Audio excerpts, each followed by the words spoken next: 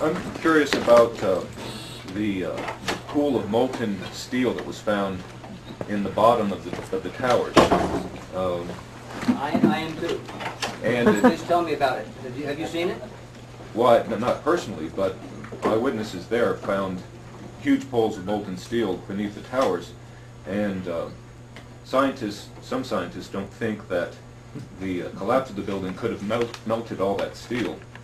And physics professor analyzed some of the steel, and Stephen Jones, and he found evidence of thermate residue, which would explain how the buildings collapsed by means of pre-planted explosives.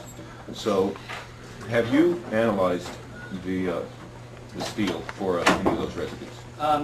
First of all, let's go back to your basic premise that there was a pool of molten steel.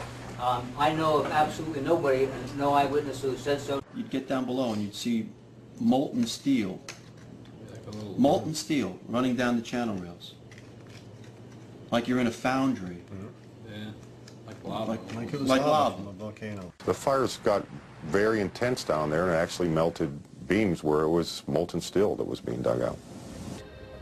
It's this fused element of steel, molten steel and concrete and all of these things all fused by the heat into one single element. And almost like a chunk of lava from Kilauea or Iceland, where they're very sharp but breakable shards on the end here. This 8-ton steel I-beam is 6 inches thick. It was selected to be preserved for future generations for the near-perfect horseshoe-like bend formed during the collapse. I found it hard to believe that it actually bent because of the size of it and how there's no cracks in the iron.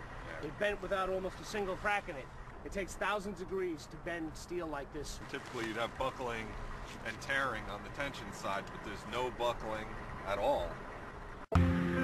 You saw steel, some of the thickest steel I've ever seen, bent like a pretzel. And you just couldn't imagine the force that took. The grapplers were pulling stuff out, big sections of iron that were literally on fire on the other end. They would hit the air and burst into flames, which was pretty spooky to see.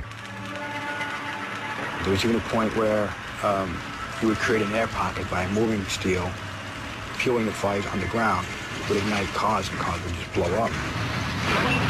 But, you know, these underground fires were just like the fires of hell. This is how it's been since day one. Oh, it's unbelievable. And this is 6 weeks later, almost 6 weeks later. And as we get closer to the center of this, it gets hotter and hotter. It's probably 1,500 degrees. We've had some small windows into what we thought was the core at some point, and it looked like an oven. You know, it was just roaring inside. And it was just a bright reddish orange color.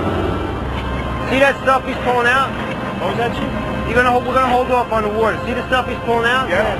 Red hot. If we hit it too much steam, you won't be able to see what he's doing. Great. You see how this debris is still smoking? That's from the fires that are still burning. 8 weeks later, we still got fires burning. Every now and then, one of the pieces of equipment will dig in, they'll open up a small area, the oxygen will rush in, and you'll get this plume of brown, black smoke coming up. That's because that fire just got more oxygen.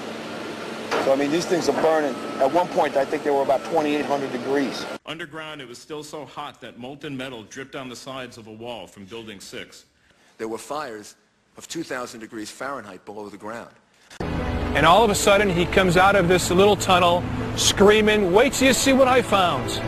And he pulls in ministers and officials, and there, this cross is fully extended, melted together with the intense heat. The two beams were never initially part of the same structure. Heat literally melted them together. And the piece of metal that's draped over was molten metal that had literally fallen over one of the arms. Steel-toed boots is one of the biggest things.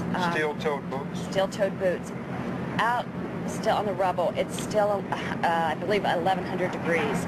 The guy's boots just melt within a few hours. It was literally steaming. Your boots would melt in certain areas. That's how hot it was. The steel was coming out red in certain areas from the first couple of weeks at least. Go back to your basic premise that there was a pool of molten steel. I know of absolutely nobody, and no eyewitness who said so, nobody who's produced it. I was on the site, I was on the steel yards, so I don't know that that's so. There's video of it. Melted around 2,600 degrees Fahrenheit. I think it's probably pretty difficult to get that kind of temperatures in a fire. So I don't know the basis. I can't address your question if I don't know the basis. Well, NASA pictures, thermal images showed those sorts of temperatures in the basement.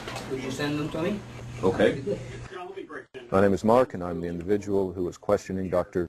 Gross, and he asked me to email to him those thermal images. When I approached him after his talk to get his email address for that purpose, he refused to provide it to me.